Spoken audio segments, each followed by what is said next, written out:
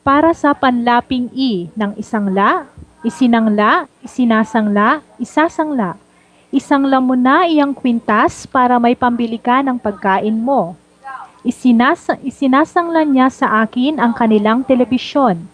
Isinasangla niya lagi sa akin ang kanilang relong ginto. Isasangla mo pa ba sa akin ang iyong singsing? Para sa panlaping May ng maisangla, naisangla, naisasangla, maisasangla.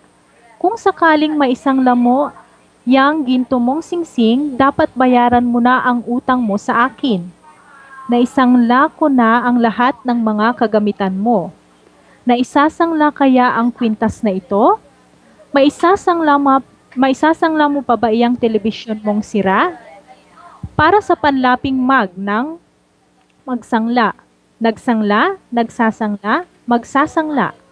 Magsangla ka muna ng gamit mo para sa pamasahe mo papuntang Japan.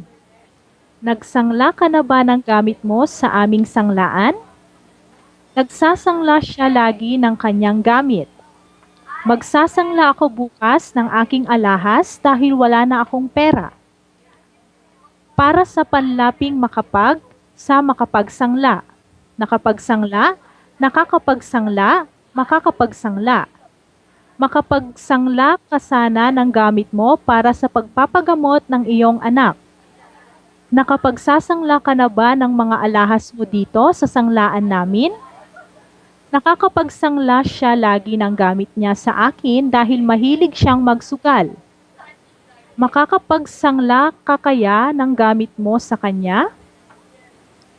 Para sa panlaping An ng sanglaan, sinanglaan, sinasanglaan, sasanglaan. Sanglaan mo na lang itong bahay mo para may matirhan ka. Sinanglaan ko muna ang kotse niya. Sinasanglaan ko lagi ang kanyang singsing kapag wala siyang pambili ng gamot. Sasanglaan mo pa ba daw mamaya ng 1,000 ang kanyang kwintas? Para sa panlaping maan ng salitang masanglaan. Nasanglaan, nasasanglaan, masasanglaan. Masanglaan mo kaya ng 10,000 itong kotse ko? Nasanglaan ko na iyan kaya pwede ko nang gamitin. Nasanglaan ba iyong kwintas mong bigay ng asawa mo? Masasanglaan ko sana iyang lupa mo kaso naubos na ang pera ko. Para sa panlaping pa at hulaping an ng pasanglaan, pinasanglaan, pinapasanglaan, pasasanglaan.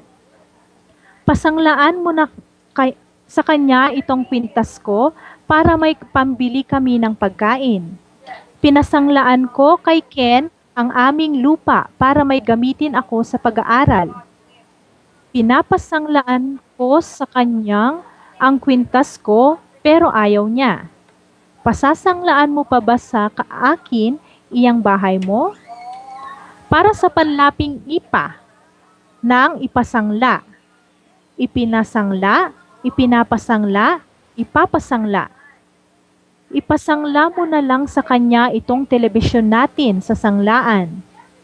Ipinasangla ni nanay sa akin ang kanyang kwintas. Ipinapasangla mo ba kay Tino itong bahay mo? Ipapasangla ko na itong kotse ko dahil wala akong pambayad sa aking utang.